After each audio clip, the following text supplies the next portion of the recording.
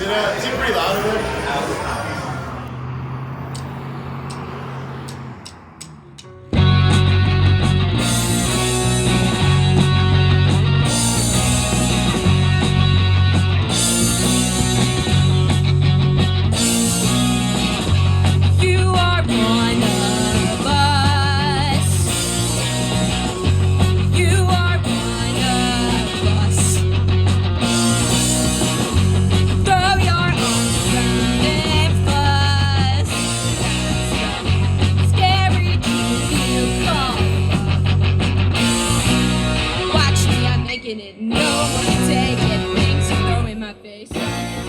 We opened up in the fall of 2013, October. We're celebrating our 12-year anniversary here. And we opened the store to kind of offer Bowling Green and the community a place to come and obviously shop for music, but enjoy hanging out here, talking music, meeting friends, seeing local music. You know, we wanted to be real local music oriented and community based, working with different theaters and clubs and that type of stuff, and just kind of be a full service music store to South Central Kentucky. I love doing stuff here out in the parking lot, having bands play and that type of thing. Actually, Cassidy, my daughter, put it together. There wasn't a place. She had started her band, the Shanks, and there wasn't a place really for them to play because they were all underage. What is up? We are the Shanks. We're very excited to be here. This is actually our first show of 2025. I am now 20 and in college, and I started this kind of as like a small thing with some friends in high school when I was like 15. And it was just, you know, a couple originals, some covers, a very lackadaisical type thing. And none of the original members are in it. Those are the days of our lives. You just gave me PTSD. Hit it, boy.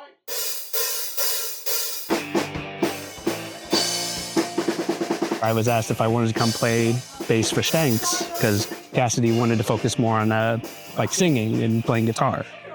So I had known Cassidy for a while. I had played a couple of the open mic nights she had hosted at 127, so I knew her from that. And then I was just going through Instagram one day, and she had posted on the Shank story like, "Hey, we're looking for a new guitarist." And I'm like, "Okay, hey, you know me. I play guitar." I joined the Shanks immediately after the first concert they ever had. Long story short, I was a friend of Cassidy's for years. I met her after doing this musical theater show I was in. And I saw she was in the band. I'm like, yo, sick, I gotta go. They played the record store for their first show. They played their set all fine and dandy. The bassist literally quits immediately after. Walks right out. And previously, I was in an all-Afro funk group, and I was the bassist for that band. So I was like, I'll be your bassist, you know? I can play some bass. What's going on? It was good. And so I was the bassist. And then the drummer left. And then it was just me, Cassie, and the singer, Sophie. So I was like, hey, I also play drums for my my church's band. You know, I was a gospel drummer. Here's the funny thing about that. That was a fucking lie. I have never played drums in my life. I was like, you know, I can do drums. I've always wanted to try it. So let's do it. So I kind of just pulled drumming out of my ass until I got better at it. And I was doing that for years.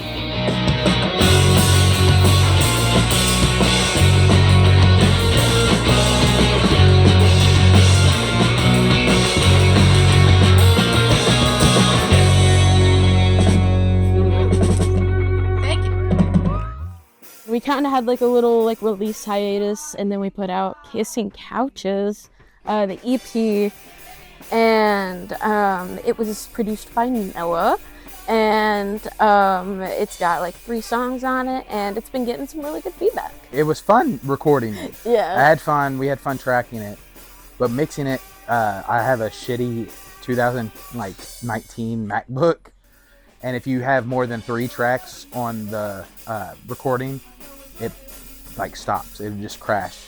Computer will crash. So I had to keep like mixing down everything. I had to mix down the instrumental, then mix down just Cassidy's vocals, then mix down just my vocals, and then mix it all together as one. It was just hectic. I've been playing in bands in Louisville since I was probably 16 or 17, and we've been playing shows since. And me and the new bass player in the Shanks, we had this other group. We were playing for about 3 years, and that really taught me how to, I guess, be a stage performer and do the DIY thing more, because before then we had kind of people doing it for us, and now it's like do it everything. Like you had to set up the stage yourself most of the time, do your own sound, do your own albums, everything. So it was like a major learning experience, I guess.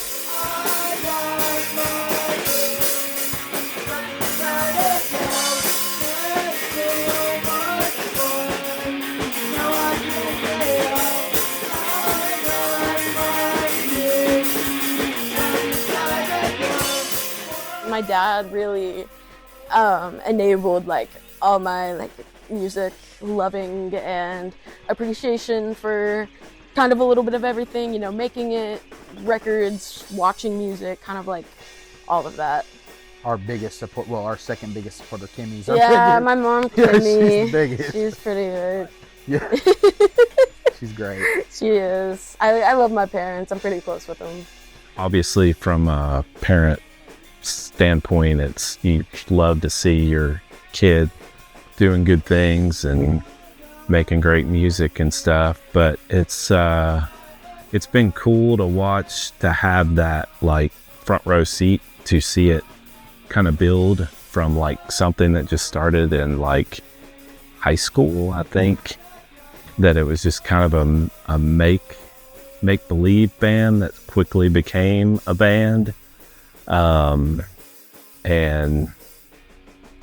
now that they have that EP out, you know, just to see the joy on her face of like all the hard work that she and the band have put into it, especially her over the years, you know, doing it and writing songs. It amazes me, you know, just the songwriting that she does even at her young age, you know.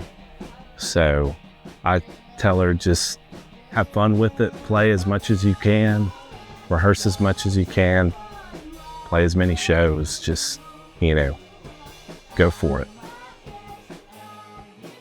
I grew up here, which it is very nice, and I guess growing up in it, it seems a lot like, you know, like, oh, I want to get out of this town, it's boring, but whenever I started kind of playing in it, I was like, oh, like, it's not so bad. And then I went to college, or I'm going to college at U of L, and I was like, oh, sometimes I miss it, you know, because I'm pretty close with my family, and so... Air Devils ain't no tidballs. Air Devils ain't no tidballs. R.I.P. Tidballs closing. Since I've joined, we played at Tidballs, and then BG Pride, and then the only other place in Bowling Green I've played since is Mellomats. So yeah, Mellomats is fun. Mellomats is fun. I might be a little biased though. Happy Record Store Day. What is up? I mean, a big hand goes to Cassidy, because I've kind of given her the reins of booking a lot of those bands, from booking them to set times and getting them here on time. You know, here and there I'm like, oh, hey, I want these guys to play, or I just talked to this person, and they you know, I want them to play. So that's like one of our fun things, is having, you know, bands out there in the parking lot. It just really makes the day. And that's the type of thing, like when we committed to doing Record Store Day, you can just basically stock the releases and sell them, and hey, that's it, happy Record Store Day. But we wanted to make it more like a party for Bowling Green, for South Central Kentucky, for the community. Obviously, we think it's the best music scene. Like the Shanks and Hugh Trimble and the Atomic Ranch Band that played, that was one of my favorites. Van Winkle and the Spirits, of course. The Trash Devils, there's another punk favorite. The Daddy Sisters, another one. Musicians and people that go to see those bands all support each other, work together, help promote. The common thing I see is just a strong bond among this music community.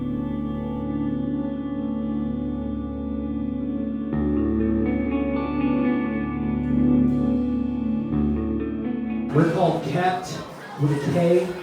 We're gonna play a few new songs released on Spotify tonight. 1, 2, 3, 4!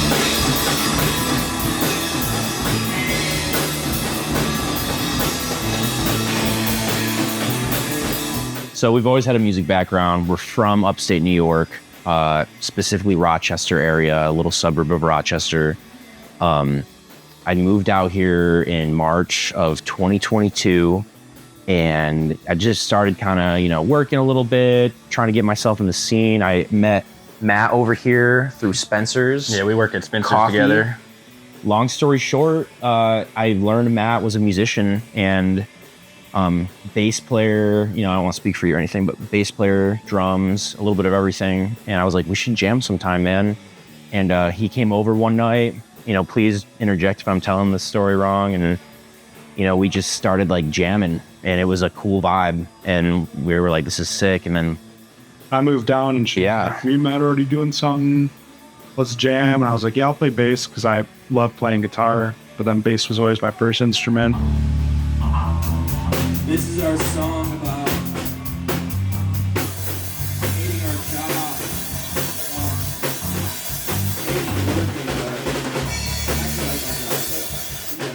And we just all started jamming. We were going to be called what? Sunroom. Sunroom was our. Oh yeah, that's already taken though. Yeah. Shout out Sunroom. So then she was like, what about Best Kept Secret? And we were like, oh, that's kind of long, but it's cool. And she's like, well, about just kept, like, with the period. I don't know, the period just gives it that.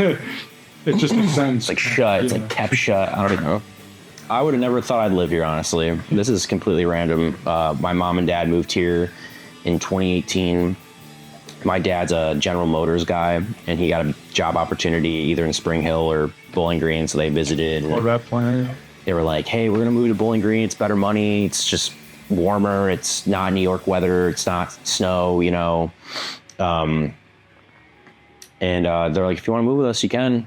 And I was like, no, we had some stuff going on up. Yeah, we were living together for 5 years. Yeah, we lived together for a while. And one day I just had that, life moment where I was like ready to change my life. And I visited them a few times, and I was like, I can get down with Bowling Green. Is it where I would move? Like, if I were to just choose myself, maybe not, but it's surprised me in the best ways possible. Like, from the environment, the scene, the community. It's awesome. Very close-knit. I am from Georgia. I moved here for WKU. I was an art student, and then I just kind of made a life here for myself. Started a bunch of bands and met a lot of people, and I'm still here, making music.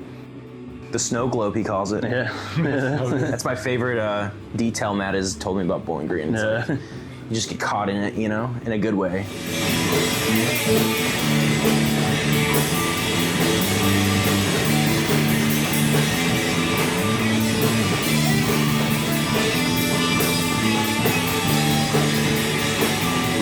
One of the things I was super hesitant about with Bowling Green, this is no hate at all, but like coming from upstate New York in a very like progressive, modernized city like Rochester, where the music scene was like exploding, like shows every weekend, house shows all the time, like so many subgenres and bands who are like doing good, and like people who are. So my biggest concern was like, I want to move, I want to get out of my area and grow up, like get out of your natural zone. But the one fear I have is my passion for music. Like, what if Bowling Green is just like a dead zone? Like, what if nothing's going on? What if I'm just it's like a desert out there for the music. Like, I was scared, genuinely. I was like, whatever, I can figure out as I come. At least Nashville's an hour away, worst case scenario, or Louisville's 2 hours away, worst case scenario, meet some musicians out there. But I was quickly surprised, like so surprised with how collaborative people are, how many bands are in town, like these venues like Tidballs, Donna's, Molotov, even the Capitol. Are they the exact same type of venues we're used to? Not exactly. But they're so open and inviting to any type of... People love it. People love it. And then back to what he said about the music, this city doesn't strike me as the type of town, you know, we're from a sleepy upstate New York City. It's gloomy a lot, lots of rain. You know, it's more gray days out of the year than sunny days. So, like, you know, a lot of the music tends to be heavier, sadder, more, like, emotionally driven. And, like, out here, it feels more, like, positive, fun, like carefree, which I love. So I was kind of scared to see how people would receive this style. Yeah. But like he said, it's blown my mind how many people are like into it. And even if they didn't know about it, they're like, this is sick. We don't even know what we're listening to, but this is cool. Yeah, I like to tell people we're shoegaze, and then there's definitely the emo influence, especially in our first album. Mm-hmm. But I feel like we're kind of going away from that now, though. Yeah. I feel like our stuff's a little bit more poppy and upbeat. Our sound is changing a little bit, which I like. I like where it's It going. creates an interesting sound because I've almost never heard these type of introspective lyrics with like such party type music. It's kind of cool. Yeah. Some of it's dark though. Like It's been kind of a mix because they have like the emo shoegaze influence. I've played in a bunch of punk and like hardcore bands, and like, but I think that crossover's like, it's made something interesting, I feel like. Yeah, but it's been fun. Yeah, in my experience, like every band's like that. Like everyone has their own influences, and then it comes together and like creates something different. Something was born from this crossover. Yeah. I truly believe, like, I'm not trying to sound like, ooh, I'm really into my stuff, but I think we have our own like kind of unique sound going on. Like it's a blend. That's always the like, goal when you write music. You don't want to sound like you want to say it influences from what you listen to, which I always will do. But I feel like then we blended and created our own thing, which is always feels good. Yeah, we just released a run of cassettes. Yeah, of our new EP and our first EP, we just did one of each. So different way of listening to it, and it's a collector's item. It's a low price collector's item. Physical copies are nice. I've always enjoyed. I have record collection, tape collection. You know, even in the movies, I like to own a physical copy. But that's just a thing. Like, not everyone might feel that way, but it's so different. It feels personal. You know, Spotify, boom, oh, this song is good for the day. But when you want to sit down and pop it in and like sit and listen to it, it's like feel like, oh, that thing sounds so different. It sounds so good. But yeah, we just created those ourselves. Shane ordered the tapes, and I have a nice tape deck, and just timed it out perfectly, and it's good. It's hard to promote the merch. I feel like it's hard promoting yourself. Like, it's not easy. We haven't sold a lot. Work. I don't. It's so hard figuring that out. Other people are doing it well. I don't know how it all works. It's hard. You just gotta get people into your stuff. Make a post. Yeah. And it feels weird. I'm not a very like. Give us tips. I'm not a very like. Oh, I'm so proud of this. Let me show you. Like, I'm very like. I don't know if anyone likes this or not. So I'm like not the first to be like, buy my stuff, you know. It's like, I don't know if you want it. I hope you like it. We let people approach us. Yeah. We don't really. We're introverts. We should probably be a little more.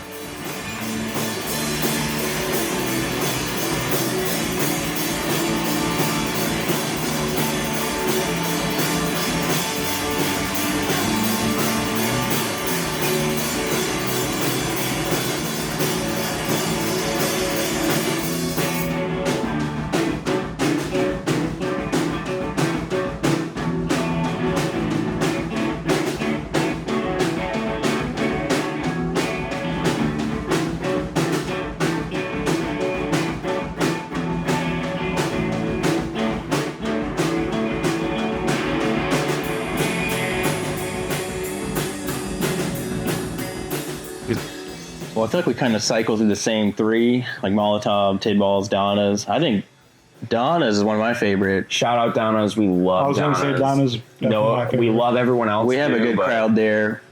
We have the most this is for us. people liking our music there, and just the overall vibe. And we love Aaron, and we love our biggest everyone crowds there, have been you at know. Donna's too. Yeah, I mean, For sure. But people like to get rowdy at Malta. you saw it last time. Yeah. They do. We never have shows like that unless it's at Donna's, like ever. Like we've never had a bigger show than at Donna's, I don't think. No, They target a younger demographic. Too. But people get into it though. We've played shows where people are just kind of like, They could just be there to drink and hang out with their friends and like music, and you might catch a new ear.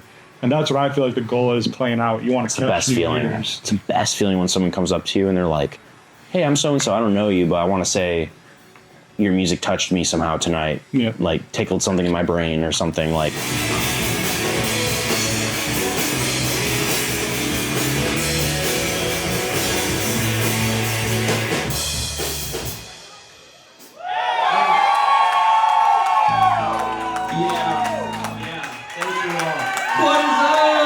Everyone's super kind.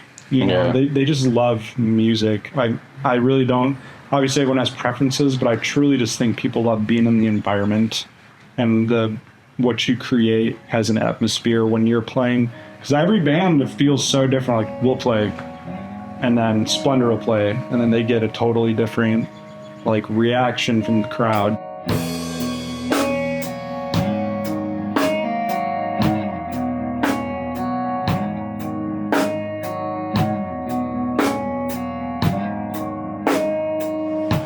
Hey, we're a band called Splendor.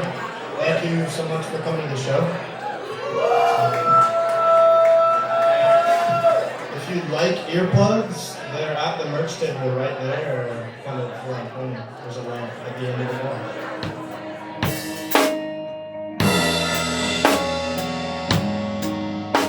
wall. Let's go back to the beginning. Me and Alex, we lived on the same floor in McCormick Hall. Oh shit! This in is 2019, my freshman year in college, and I would always get caught outside of my room with my with my towel on because my roommate would lock the door when I was in the bathroom showering. And then we've been in love ever since. And then we kind of lost each other for a little bit, and then like a lot of people did. And then during the pandemic. But we found each other. Then we found each other again at Spencer's Coffee, where I worked in the kitchen. He is a barista, and also a shift lead. And are you a manager? No. He's a baller though. He's a boss. And then we would always talk about music and stuff. And then it all kind of, like I said last time, I feel like it all kind of came out of, I have that drum kit in there, which was at another friend of ours' house. It's actually at the Capt Bros house. And I wanted it back, and I asked Alex if I can bring it here. And then once I got it here, we started playing music together.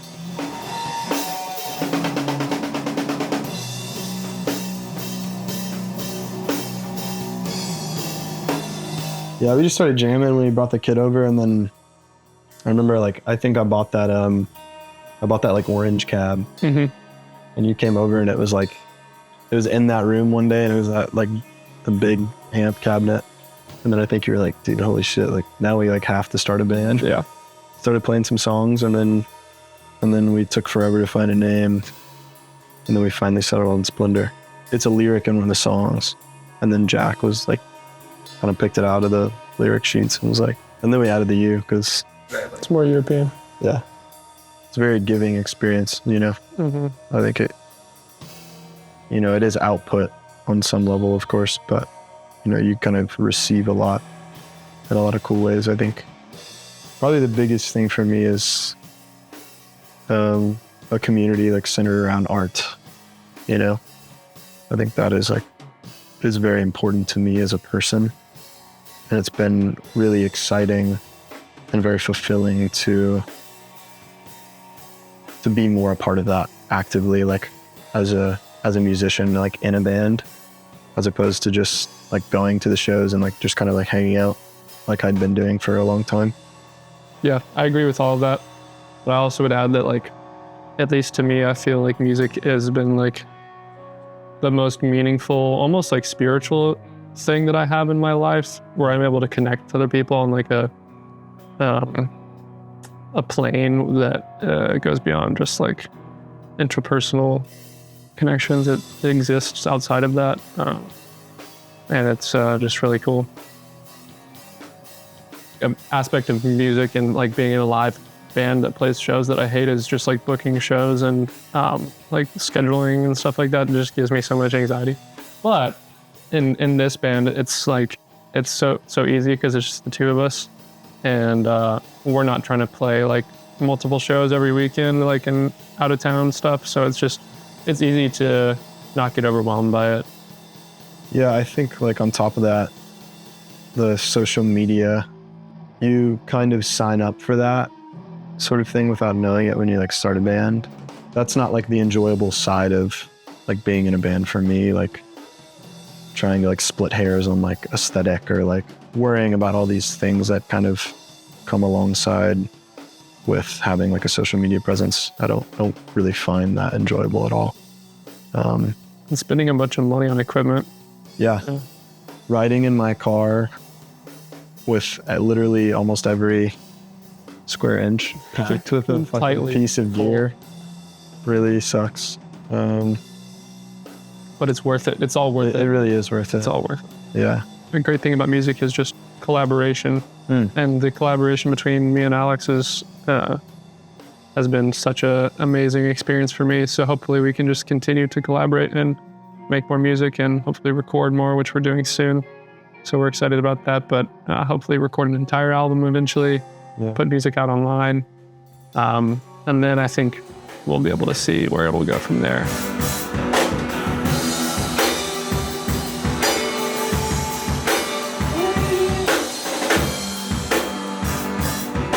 Exactly what you said about the like our collaborative partnership. I think it is just like there's so much chemistry there, and I think it is genuinely like one of my favorite things to do, just being alive and like being on Earth. So in whatever way I can like be obedient to that creativity, I want to seek that out, and then also like to just keep doing it in whatever way we're allowed to. That allows us to meet other like-minded creative people. I think the area in which like Bowling Green succeeds creatively is there's not like in other cities and other places, there's not like a specific scene that people are like trying to like break into. I feel like in Bowling Green, there's a lot of individually creative people who just have a really good personal creative vision, and they're just seeking that out, and they're not necessarily listening to like what like a crowd or a particular audience of like a scene might want or a certain sound. It's like they're just being obedient to their creative vision and they're seeking that out. And I think that's like unbridled creativity. I think it's really inspiring for me as a creative person. Being from Lexington and playing a lot in Louisville with some of my other bands, in other cities as well too. Like Bowling Green has got to be one of the least pretentious places that someone can be a musician or a creative in general.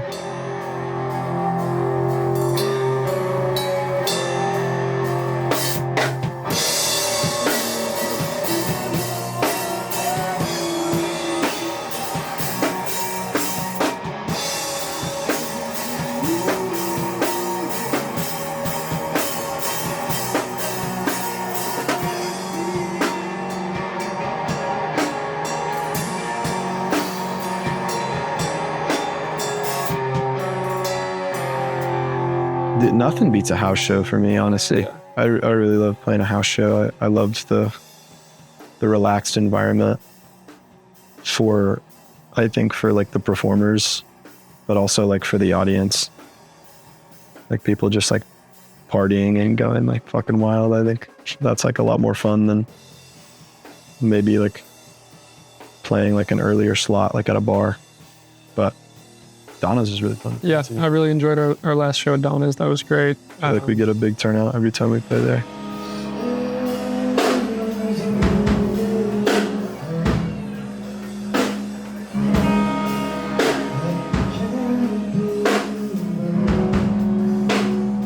Yep.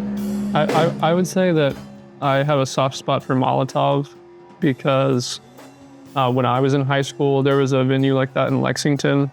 And that was so important to me as a musician, having that place. So like, I just appreciate that that's here in Bowling Green so that young people can go to shows and be in bands and have fun. Yeah.